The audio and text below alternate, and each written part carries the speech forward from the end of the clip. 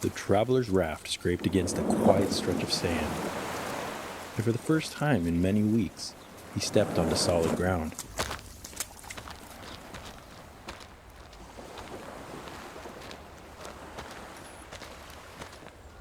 Beyond the dunes lay a small village, alive with the hum of people who moved with ease and purpose.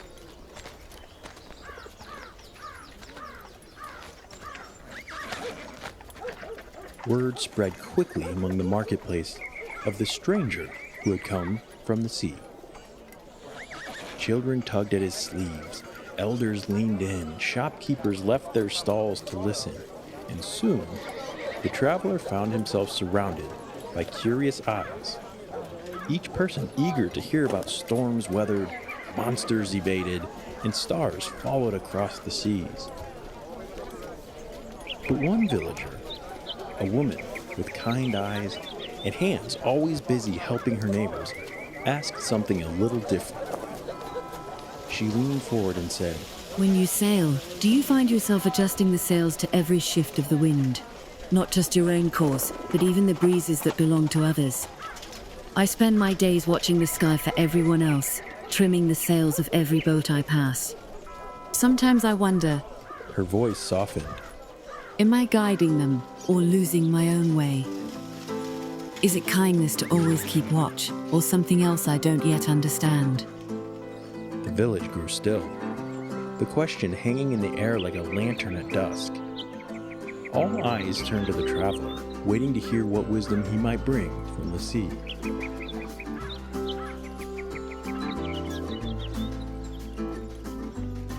This is So What, Who Cares with Laura McCarville and me, Jeff Kolaski.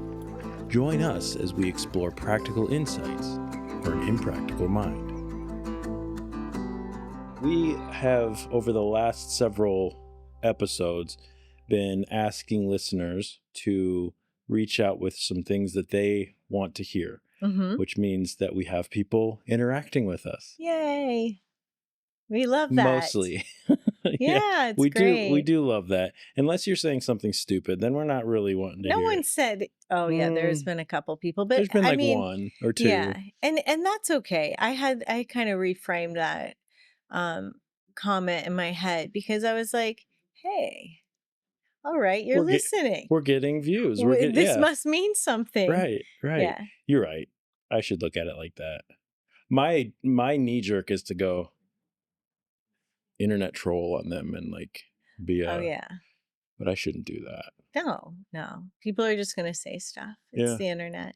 It's true. We're putting ourselves out there. Yeah, it's a part of being a creative. And it's good. the risk.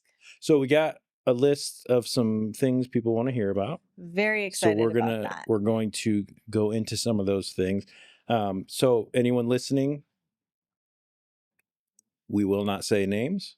We will not give anything personal about who sent these to us. So if you're sending this to us, it will be completely anonymous. Unless you say in there, I want you to say who I am, we're not going to. So just so you know, and you can email us at mail.sowwhatwhocares@gmail.com. So let's get into a few of these. Okay, I'm going to say one other thing. Please. Our conversation is also not like medical advice. Oh, yes. Or a replacement for therapy. No. And I want to say that's true of the internet in general. Agreed. Although we do tend to go to it, or AI, we tend to go to it, but you know, these are like support tools, but not a replacement of. It's got to be said. Yeah, absolutely. This is a conversation between friends and people who care about each other and want people to do well and be happy and feel good and that's what it is. Okay, right? let's have a conversation. All right, so don't know how many episodes we're going to do this for. We're going to do it for as many as is needed. And however long we talk about each topic, we're just going to kind of let as you said the first time we met, let the conversation drive. So, okay. The first one. Lately, I'm starting to think I'm doing, quote, too much caring. Like I'm hyper-attuned to everyone else and constantly managing the emotional temperature in the room. Is that trauma? Is that just being nice? Can you talk about the weird place between codependency and compassion? Okay. So, If you do want to read that yeah, question. because Yeah. it breaks into a couple things. Yeah. So, um hyper attuned to everyone else Hmm. is not caring too much.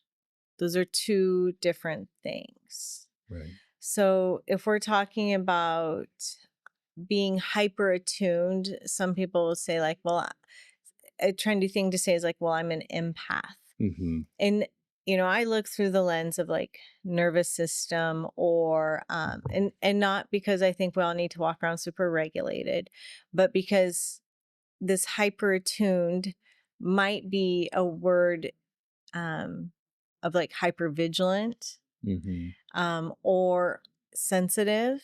So, is it trauma? I can't say, is this hyper tuned because of trauma? Right. Um, Sometimes it is. Also, sometimes people are born. What I say when I work with kiddos is like sensitive. Um, to the environment in the way of like people were born without window screens on. So Hmm. if we look at a window screen as like a filter of what gets through, some people are born without those window Mm. screens. And then we have to go in and put window screens on Right. because not everything needs to get through. Hmm. Okay. So not that I want people to be less sensitive, Right. but it actually is like not maybe working for you. So Right. I would take I would maybe deconstruct this a little bit Hmm. to be like, is a hyper tuned experience taking you closer to the self, to relationship, to connection? Hmm. Or is it taking you into looping? Right. Right. So if you're looping and obsessing about how someone else is feeling, Right. um, that's not necessarily even helping them. Right. Right. I feel like very often, both in my personal life and in the lives of, people around me, it it can be, the feelings, the emotions of others can be so impactful on one's own, you know, mood or Mm-hmm. feeling or being or comfort or whatever you want to, however you want to say that. Like, you can really be, thrown off your game based on how someone else is feeling. And there are other people who are able to just kind of, you know seemingly anyway, not let that affect them.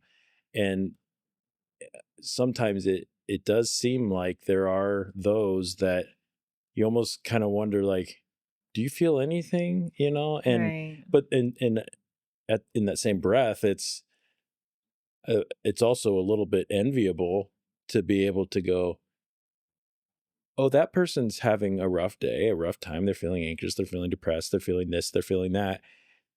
And that that that doesn't change me and who I am and what I'm doing and how I'm feeling Oh, necessarily. so that leads to like the codependency. And I've Yeah. never been a super fan of that word codependency Yeah. because we are so dependent on each other. Hmm. So we don't want to move to like that hyper Right. individual, like it's all about me, or you can be hurting and I don't feel Yeah. anything. These are two extremes, right? That you're speaking of. Like there's a middle ground. But if our emotional state is completely dependent upon someone else's Hmm. emotional state, then we probably either did learn that growing up, um, or we were maybe born without some screens on and we need to get some skills in order to maintain your own bubble of experience Mm. without absorbing other people's. Right. So I just remembered one of my first teachers like 25 years ago. Now, I'm going to say this lesson stands true, but what I was okay, it was probably more like maybe even longer ago. Okay, so this was back in like pre-social media and pre-things, but I signed up for an email to learn how to bend a spoon with your mind. Okay. And so it was like an email that would come through and it was different things you could practice, right? So Okay. I was just like, obviously, so I still don't know how to bend a spoon with my Okay. mind. You'll get Um, there. I'll keep practicing. But in this like thread of curiosity, I met a teacher and she had given me this assignment of, can you watch a TV show without being absorbed into the emotional experience? Can Mm, you just practice some neutrality, like be more neutral so mhm. that you're not feeling, sensing everything every character is going through? Right. Does that make sense? Does, So, absolutely. so for me, and that was so that I could be better attuned to me. Mhm. It was like part of that like psychic Mhm. thread that I was going in. Mhm. But I think that stands true today. Yeah. Also, so can I, that like that's a silly one, but can I sit and watch something without over empathizing with the Right. experience? Not all the time, but just as a practice so that when someone is experiencing something, we're not one taking it on, because one, that's rather hindering and assuming Right. and invasive. Yep. And so we learn how to sort of hold our seat a little bit Yeah. more, to be empathetic, to be And compassionate, but mhm. not my This is not mine yeah, like I'm not necessarily. like Mhm. that doesn't mean not affected Right. either. And that's such a, even as you're saying that, that's such a fine line maybe, because it seems like I don't also, like I said, I don't want to be the person that isn't somewhat affected by the feelings of the people around me, read the room kind of thing. Like I don't it almost feels I don't know the right word, but like uh either dismissive or sort of like dingy, almost, to just be like, I'm feeling this way. Yeah, And like you walk into a spiritually room where bypassy. yeah, where and you walk in there and someone's like, "Oh, I just, I'm really struggling with this, that." That's great. Okay, so I'm that feeling this way. like that's an Sure. extreme response, like Mhm. when that happens, like that's completely cold and Mhm. extreme, and probably who knows what's happening with that Yeah. character or that type of person, Yeah. that thing. I think more happens of, I'm not okay unless you're okay. Yeah. Yeah. And that can lead to some loss of self, Mhm. and a real burden for the people you're in close Right. relationship with. Right. Um, A burden in the sense of, let's just say for this example, you are a person who's very much an emotional sponge, right?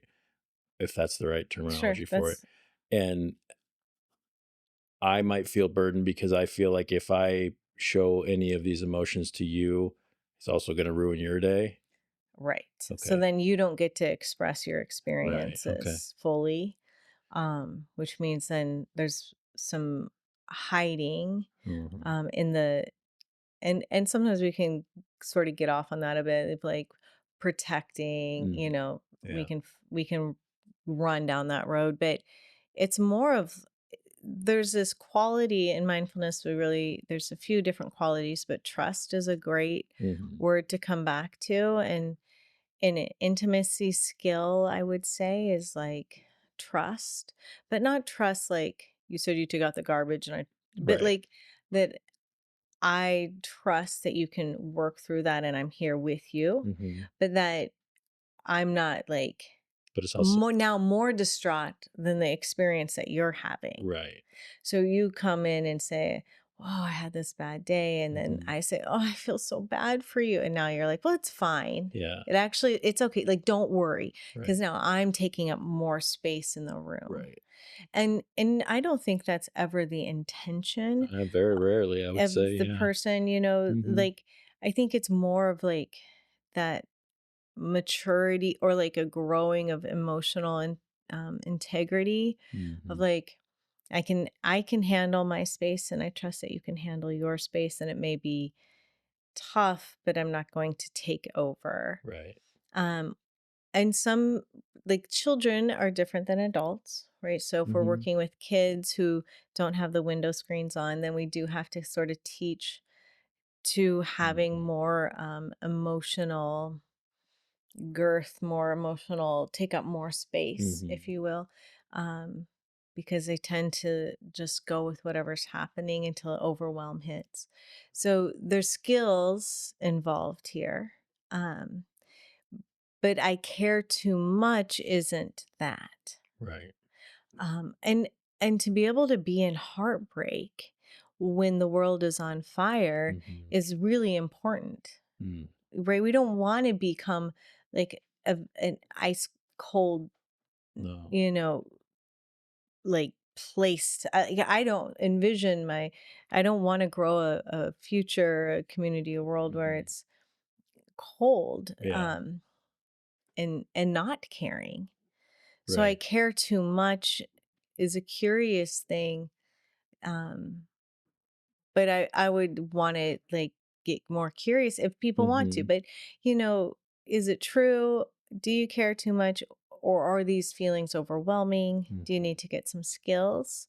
Um, does it come from trauma? Is that, I don't know if we need to dissect all Yeah. that, And that would like probably be more of a case by case thing too, right? I truly mean, because you can't it's just slap a sticker on that and say, "Well, you obviously have some trauma that you haven't worked through," because you r- don't know who's right. each person's coming from a different place. And and the general experience of being a human Hmm. is difficult Yeah. because we do have feelings, thoughts, emotions, sensations. We have this experience of being in this body. So I think there's some like maybe, Hmm. and Yeah. maybe it's, biology, maybe it's other things too. But how do you want to move forward? What skills do you want Hmm. to have? How do you want to navigate? And this is from an adult asking the question. Sure. So it Yeah. becomes more like, so where can we start? And I wanted there was a second oh there was a second part to that question, I think. I don't know how to get there. Okay, so um, can you talk about the weird place between codependency and compassion? Is that trauma? We're not going to say yes or no. Yeah. Just being nice. Mm, no, no. And Right. and is it nice? Yeah. Right? Like, Yeah. is it nice that you care so much that it can impose on another person's ability to Right. express? Um, and I don't mean to be a jerk when I say that, but it's No. important to check that. Yeah. Um, Yeah. What is being nice? It's not just right, letting somebody. Um, it's not just doing that. It's not just like overly going into that person's world and joining them and then taking on more than they, that's not necessarily nice. right, Even right. though you feel like it may feel like that's what they're asking you to do, Mhm. but that's more internal than it is what they're really asking you to do. If I come to Laura with, a really tough day or something like that, or I go to, my spouse with that, and maybe that's a little bit more intimate of a obviously than of a relationship, and at the same time I'm not going to them with that and going, take this off of my chest and you have it, Right. join me in this misery. It's more like, this is what I went through, now let's. Yeah, I'm working with it. There's Yeah, like we're some tenderness and right. listening. Yep. That would be more like compassion. So Right. it says, can you talk about that weird place between codependency and compassion? Hmm. And I don't think there's a weird place in it because Hmm. I don't think it's the same or even feels the same or close to the same in the body. Hmm. Or it's not it's not the same. Yeah. So codependency would be more like that hyper vigilant, like Hmm. I'm not okay unless you're okay. Right. I'm not okay unless that. And compassion is like I'm okay And I and see that you're you're not. okay. Yeah, and Oh, or like the essence of you. yeah, yeah, yeah. And I'm here with you in that suffering, Right. and I can ask if something's like compassion. It has strategy and Hmm. support, and it's other focused and able to tend to the self at the same I time. like that. That's I like the thought of that. Like it reminds me of like if somebody is treading water and getting really tired and they're asking you for help, and instead of staying in your boat and reaching your hand out and giving them some support like what you just said, it's like, oh, I see you're drowning, let me drown with you. They Yeah. hop out of their boat and they start drowning, and now they're up in there too, and nobody's benefiting from that. Yeah. That's kind of what. And it's so wild because in its worse shape or form or Mhm. look, it's like such a burden Mm. for like it doesn't really I don't want to say it's a burden, but what happens then is the original person drowning now has to figure out how to get in the boat and save the person, Yeah. and Yep. so it's not The it's whole time dealing with the fact that they only jumped in because they saw me drowning. So now right. so now I have And now a you feel guilty now because I now have they're in the guilt. water Yeah. drowning and you got the extra burden of having to Right. save them. Yep. I mean, this is like it does happen. Mhm. Um and so how do we learn how to like self-soothe Mhm. when we're hearing something that's really hard and overwhelming? How do we learn how to be with someone, in their suffering Yeah. without losing ourselves? And that doesn't mean, so these are like Yeah. skills that we don't come like naturally per se into. Right. Right. I don't remember where I heard it the first time, but there somewhere I heard it referred to, or something like this referred to as, when someone's in that mood, or someone's, having a bad time and they're projecting that a bit, Mhm. or they're displaying that, I should say, it's akin to like there's a fire burning in the house or in the room. And, am I supposed to just act like it's not burning? Am I supposed to, like, or do I, there's no answer to that, but that's what it feels like sometimes in When you relationship are the in. person who's sensitive. Yeah. Yeah, Oh, yeah. When someone especially when it's like your children or your spouse, like someone sure. if best friend, when they're suffering, Hmm. like you definitely want to, there is that desire feeling to Yeah, like jump into the fire with them and suffer with them, yeah. Or like, to or try some of us ad have. nauseum to put the fire out. Oh yeah, fix it beyond Right. even letting Yeah. them have their own ability Fire. to Yeah. grow through it. Like, yeah, that so now that we're talking, there's a couple things that happen, I think, when Hmm. someone's having like a leaky bad day experience and then you're affected by that bad day experience. And now, Yeah. not that you're like empathizing, but that you're walking on eggshells, like that's the codependency kind Yeah. of thing. I'm not okay unless you're okay. So then I run around trying to make you okay. Hmm. So that's that. And then the other thing of like, I'm going to get in and take over your emotion. Now I'm the Hmm. bigger one here and you don't even get to have your, bad Right. day or experience. That's kind of like another thing. And none of that stuff's like really compassionate. Hmm. So, we come back to like, what is compassion? How do we practice it?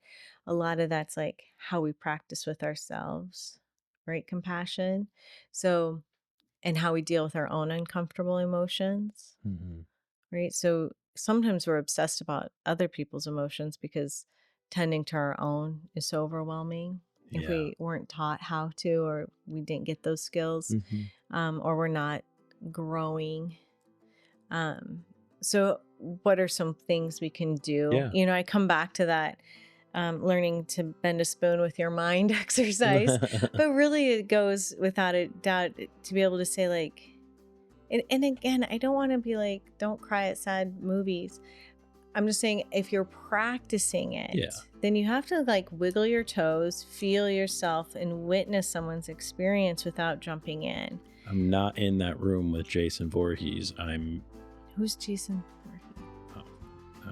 Friday the 13th. Oh yeah, no. Oh, my son is gonna be real mad that I didn't know that. He's Yeah. Does he super into listen? horror. Yeah. Oh, cool. Yeah, he's into all the horror. Yeah. Yeah. So Yeah. anyway, sorry to derail us there. But right, Yeah. but it is this And not to say those experiences aren't really true for the people who are born without screens. That is hard business. That's seriously sensitive, hard stuff. And there are other tools besides watching a show and not feeling it. But there are other things that we have to develop, and as adults especially, to be able to contribute to, community, to connection, to building relationship stuff. Does that make sense? Yeah. All right. Thank you for that question. That was a good one. That's a solid one. I think a lot of us work with that. For sure. That evening, as the village fires dimmed, the traveler walked alone by the shoreline. The woman's question echoed like a tide inside himself. He noticed how often his hands twitched toward the sails, ready to adjust for every gust that brushed past. But then he paused. The sea was calm. His own boat waited, steady and sure. The traveler breathed, letting the wind move as it wished, and felt the quiet relief of knowing not every current needed his hand.